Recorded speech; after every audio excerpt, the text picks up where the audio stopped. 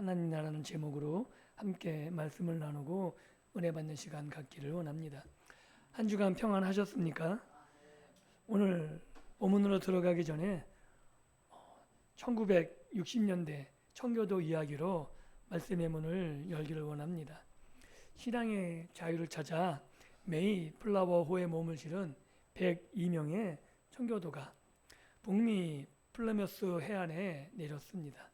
그곳에 내렸을 때는 겨울이었죠. 첫 겨울은 굉장히 잔인했습니다. 추위와 전염병 그리고 굶주림 속에서 절반이 넘는 사람들이 세상을 떠났습니다.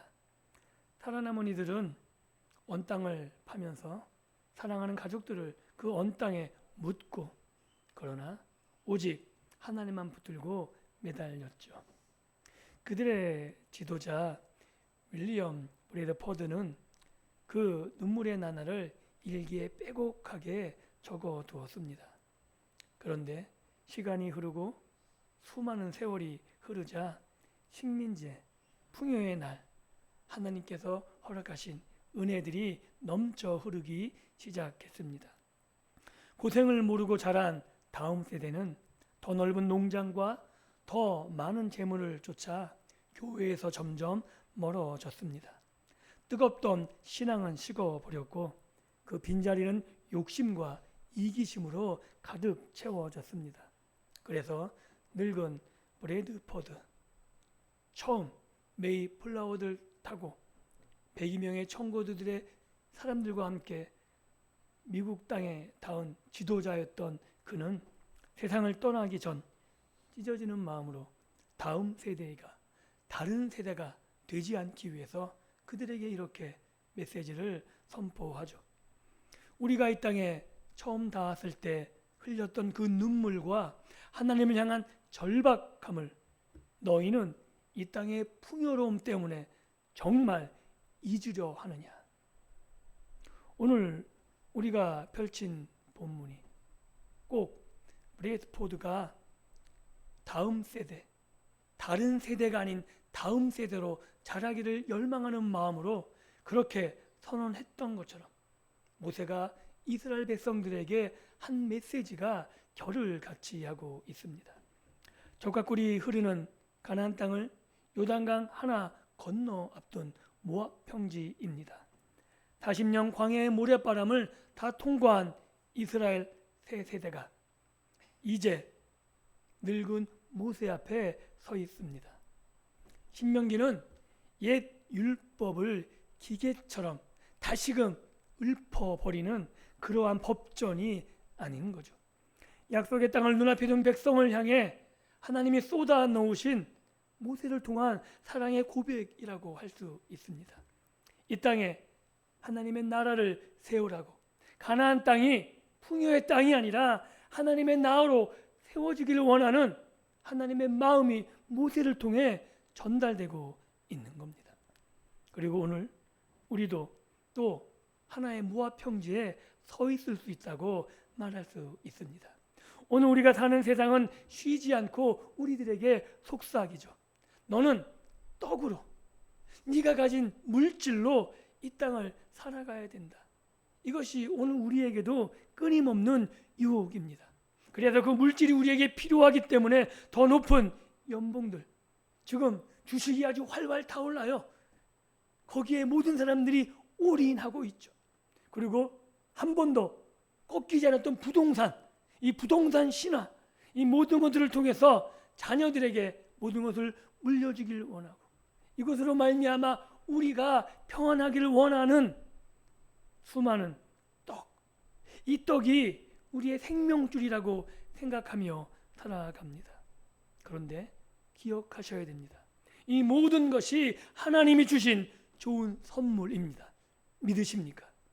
그런데 우리는 그 선물이 없으면 죽을 것처럼 불안해하면서 선물을 주신 하나님보다 선물을 더 사랑하게 되었습니다.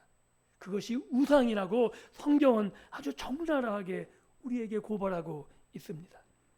오늘 우리에게 펼쳐진 본문은 광야라는 결핍의 훈련장과 가나안이라는 풍요의 시험장을 함께 가로질러 우리에게 펼쳐 보여줍니다.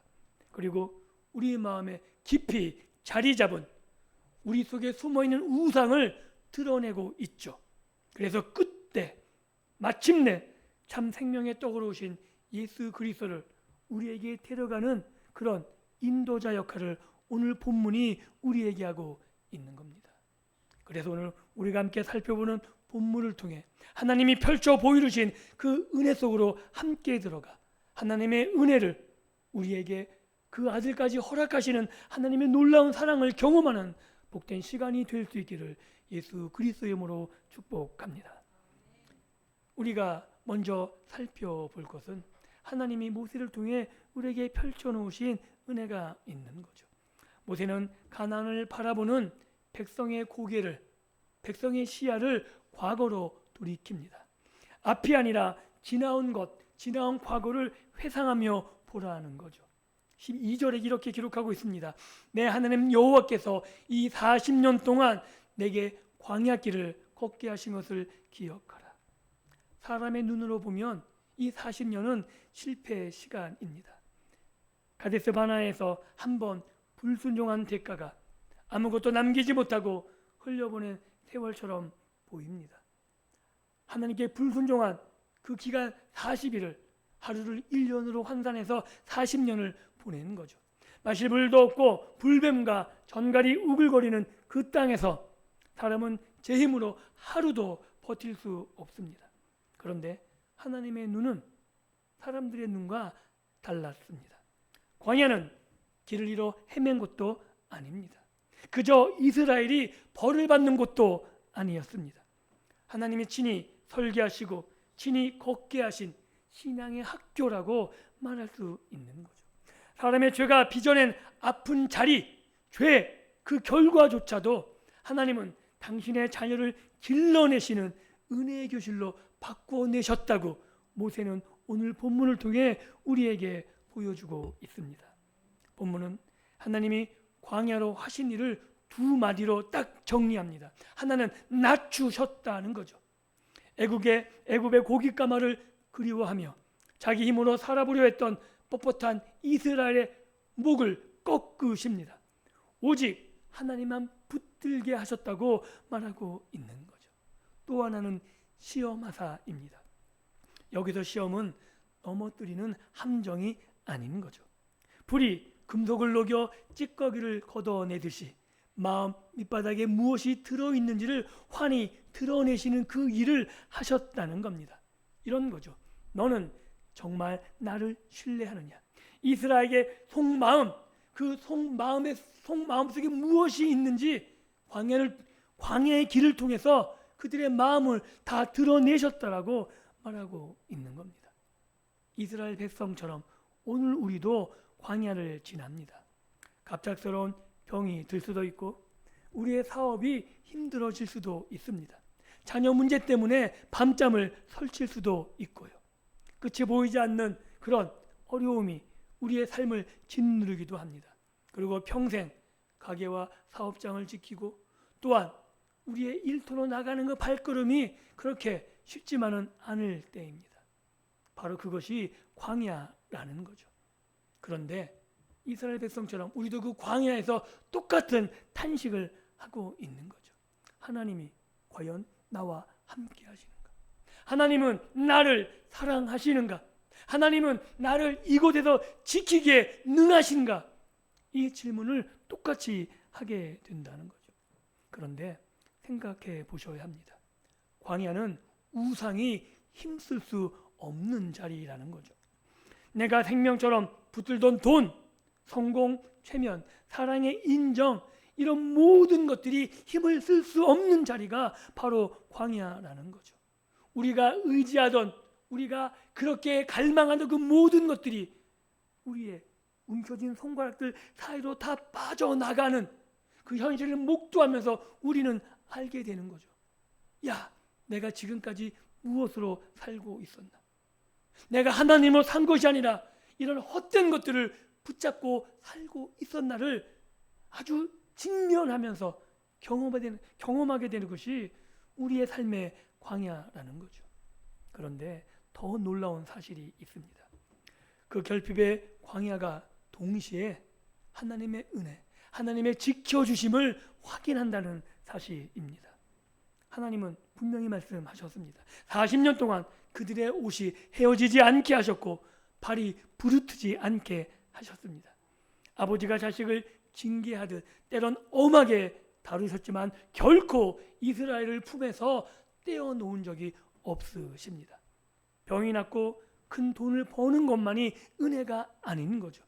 무너질 만한데 무너지지 않게 붙드시는 은혜, 절망하지 않고 다시금 내 삶이 일어나고 회복되는, 그러나 더욱더 하나님 앞에 가까이 나가는 것, 바로 오늘 이렇게 예배 자리에 내가 있는 것이 하나님의 은혜입니다. 그렇게 버티게 하신 은혜가 광야를 지나는 자에게 부어주시는 가장 기쁜 하나님의 사랑임을 깨달을 수 있는 복된 시간이 되기를 다시 한번 예수님의 이름으로 축복합니다. 광야 훈련의 절정은 3절의 만나에 있습니다. 굶주림에 지친 이스라엘이 하나님을 원망하지만 하나님은 그들을 굶겨 죽게 하지 않으십니다. 조상도 본 적 없는 하늘의 양식, 그 만나를 아침마다 이슬처럼 내려서 먹이셨습니다. 그리고 그 한복판에서 정말 핵심적인 한 문장을 말하고 계시죠. 본문 3절입니다. 한권 같이 읽어보겠습니다. 본문 3절 같이 읽습니다. 시작. 사람이 떡으로만 사는 것이 아니요 여호와의 입에서 나오는 모든 말씀으로 사는 줄을 내게 알게 하려 하심이라. 믿으십니까? 아멘. 이 말씀을 오해하지 않으셨으면 좋겠습니다. 떡을 무시하지 않아요. 하나님이 우리에게 떡이 필요함을 아신다는 거죠. 하나님은 실제로 만나라는 먹을 것을 주셨습니다. 그죠? 하나님은 이스라엘의 생존을 책임지셨다는 겁니다. 우리의 삶에도 돈과 일자리, 집과 건강이란 떡은 필요합니다. 이것을 하나님이 무시하지 않으시는 거죠. 그런데 본문이 핵심적으로 말하는 건 딱 한 개입니다. 떡으로만 살 수 없다는 거죠. 떡이 필요하지만 이 떡이 전부가 아니라는 겁니다. 왜냐하면 하나님의 형상으로 지어진 사람은 그저 배만 채운다고, 우리의 배만 부른다고 사라지는 존재가 아니기 때문에 그렇습니다. 우리를 진짜 살리는 것은 우리 손에 쥔 떡이 아니라 그 떡을 날마다 우리에게 공급하시는 여호와의 입에서 나오는 모든 말씀임을 믿을 수 있으셨으면 좋겠습니다. 이 말씀이 오늘 우리를 살리게 하는 하나님의 능력이 됩니다. 바로 이 만나는 이 진리를 가르치려고 하나님이 펼치신 살아있는 그림책으로 말할 수 있는 거죠. 욕심내어 이틀치를 쌓아두면 벌레가 생기고 냄새가 났습니다. 그래서 그들은 매일 아침마다 다시 들러 나가야 했던 거죠. 내 생명은 내 통장에 쌓인 은행 잔고, 내가 날마다 벌어놓은 내 뒤에 있는 물질이 아닙니다. 내게 날마다 채우시는 하나님의 은혜에 내 삶이 달려 있습니다. 이 사실을 이스라엘이 몸소 배운 거죠. 우리가 주기도문을 고백할 때마다 이 고백을 이스라엘 백성들과 동일하게 하고 있는 겁니다. 오늘 우리에게 일용할 양식을 주옵시고, 우리가 기도할 때마다 우리는 광야의 아침으로 돌아가고 있다는 거죠. 그런데 이 말씀은 신약에 와서 한 분, 우리 구주 예수님 안에서 완벽하게 성취됩니다. 이스라엘은 만나를 먹고도 원망하다가 광야에서 넘어지고 멸망했습니다. 그러나 둘째 아담 되시고 참 이스라엘 되신 예수님은 친히 40일을 광야의 주림 속으로 스스로 걸어 들어가십니다. 그리고 사단이 이렇게 유혹하죠. 내가 하나님의 아들이거든 이 돌을 떡덩이가 되게 하라. 그런데 주님은 바로 이때 신명기 8장 3절의 말씀으로 사단을 대적하십니다. 사람이 떡으로만 사는 것이 아니요. 주님께서 이 돌을 떡으로 바꾸지 못해서 이런 말씀하는 게 아닙니다. 능히 돌로 떡을 만드실 수 있으십니다. 당신의 배고픔을 분명히 떡으로 만드셔서 채울 수 있었지만 예수님께서는 아버지의 뜻을 내려놓지 않으신 거죠. 우리가 떡 앞에서 번번이 무너진 그 자리에서 우리 예수님께서는 끝까지 말씀을 붙잡으셨고 하나님의 말씀으로 살아감을 보여주셨다고 말하고 있는 겁니다. 그리고 또한 한 걸음 더 나아가 요한복음 6장에서 우리 주님은 떡 5개로 배불리 먹고 남기는 놀라운 능력을 펼쳐내십니다. 그리고 그것을 경험한 이스라엘이 예수님을 억지로 왕을 삼으려는 무리들에게 이렇게 말씀하시죠. 모세가 준 만나는 결국 사람을 죽음에서 건지지 못했다. 이것은 그 그림자고 아무것도 너희에게 유익되지 못한 거다. 그리고 내가 곧 하늘에서 내려온 살아있는 떡이니 이 떡을 먹는 사람은 영원히 살리라. 믿으십니까? 모세가 준 떡은 먹고 그러나 영원히 살지 못해 죽었지만 하늘에서 내려온 산떡이 되신 예수님은 그 떡을 먹는 우리들에게 생명을 주신 거죠. 즉 예수님은 그저 본을 보이신 좋은 선생님 정도가 아닌 겁니다. 우리가 떡의 노예가 되어 실패한 그 자리에서 우리를 대신해 율법의 모든 저주를 다 이루어내시고 십자가에서 자신의 살을 찢으시고 피를 우리에게 쏟아 우리의 영혼을 살리신 참된 생명의 떡이십니다. 그러니 우리가 매일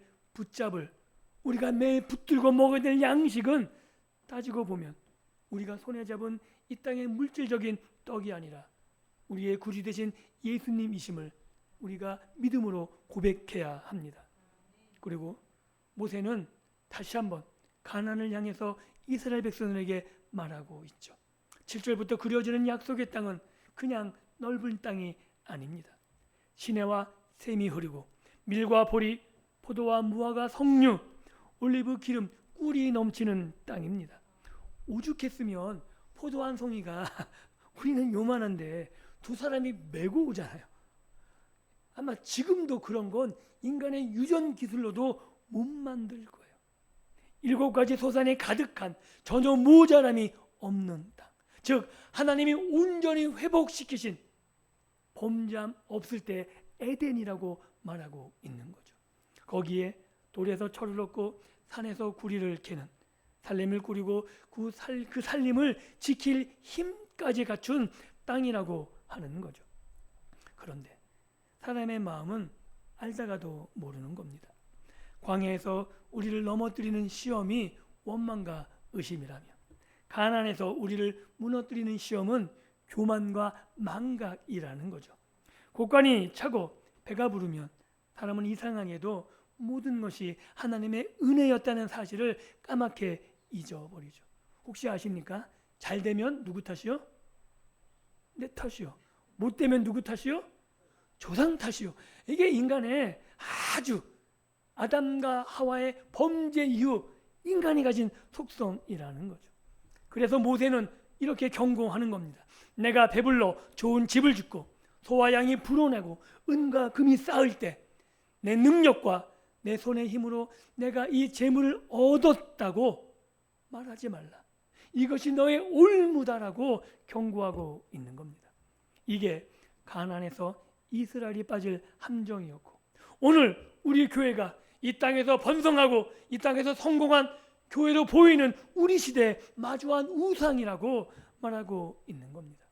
내 노력, 내 땀으로, 내 학벌, 내 인맥, 내가 가진 것으로 여기까지 왔다는 착각, 하나님을 잊어버린 망각, 이것이 가장 위험한 시험이라고 말합니다.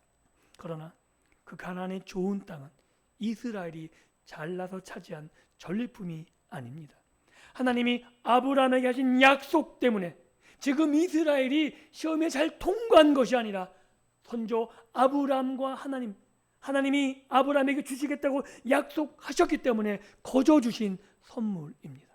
즉 어렵게 들어간 직장, 겨우 마련한 방 한 칸, 이것이 내 실력으로 느껴질 때 우리는 그 마음을 돌이켜 보아야 합니다.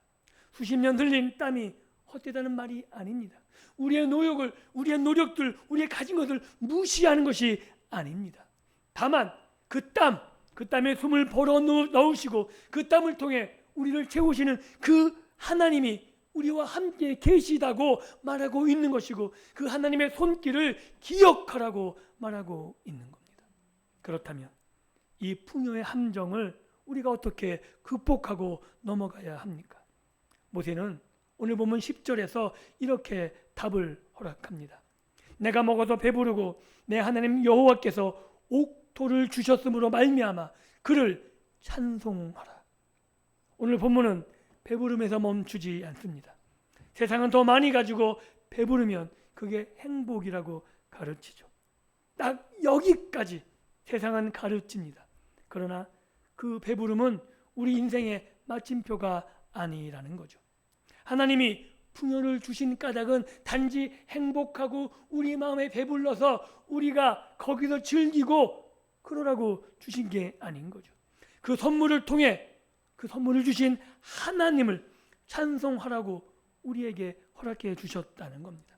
배부른 식탁이 예배 자리로 바뀌는 것, 그것이 언약 백성이, 하나님을 만난 하나님의 백성이 풍요를 다루는 방법입니다.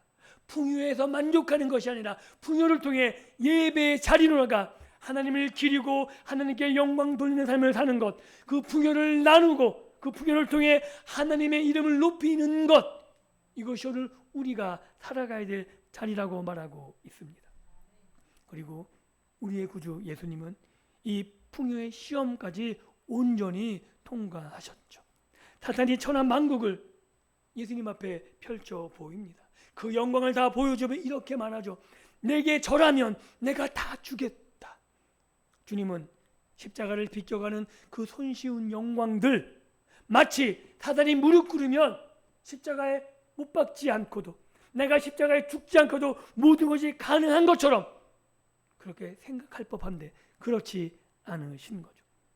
이스라엘은 가나안의 풍요에 취해 바알과 아세라 앞에 무릎 꿇었지만 참된 왕 되시는 예수님은 이렇게 사단을 물리치십니다. 주 너희 하나님께만 경배하고 다만 그를 섬기라. 이 예수님이 우리의 모분 되시고 우리가 풍요를 어떻게 다루어야 될지 잘 보여주고 계신 겁니다. 바로 우리는 그 예수님께 접붙여진 사람들입니다. 그래서 우리에게는 이제 이 풍요를 우상으로 삼지 않고 우리에게 받는 것, 하나님이 주신 그 선물을 가지고 하나님을 높이는 거룩한 청지기로 살아갈 힘이 생긴 거죠. 그래서 우리에게 주신 것을 나누고 베풀며 더 큰 은혜를 우리 삶 속에서 누리며 살아가기를 다시 한번 예수님의 이름으로 축복합니다. 이제 말씀을 맺습니다.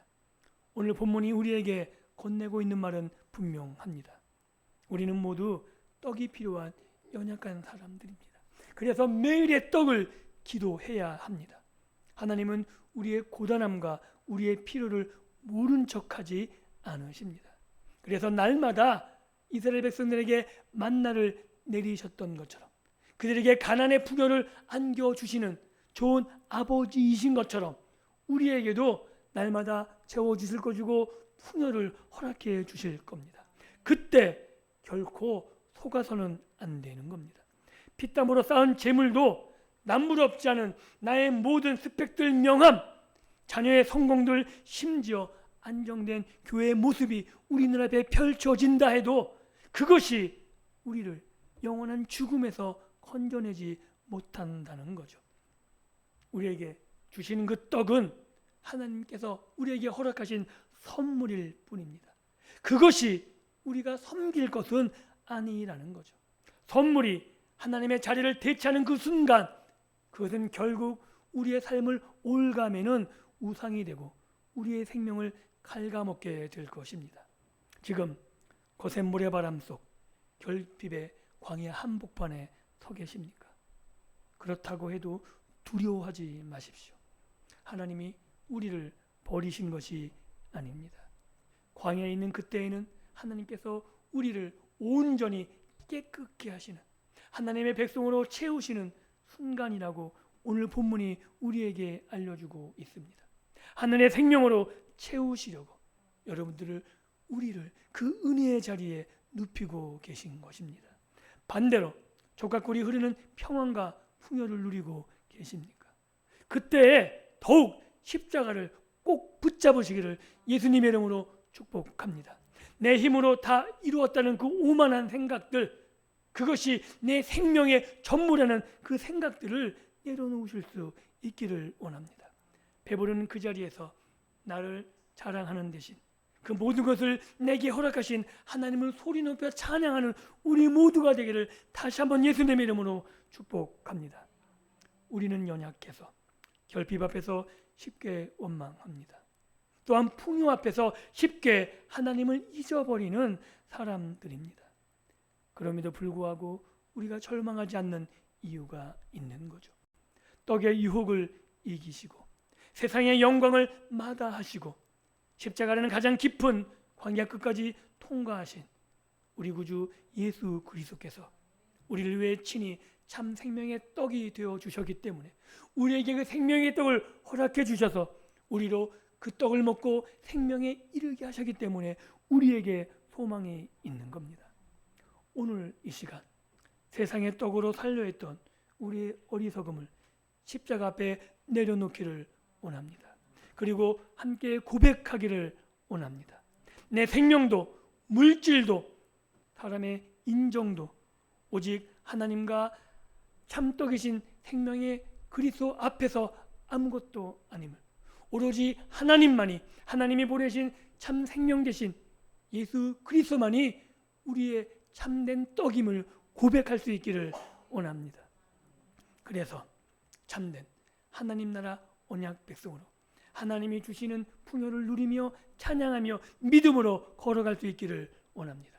그리고 이 길 끝에 우리를 맞이해 주시는 예수 그리스도와 하나님 앞에서 기쁨으로 만나 영원 세세토록 하나님께 영광을 돌리며 살아가는 우리 모두가 될 수 있기를 예수 그리스도 이름으로 축복합니다.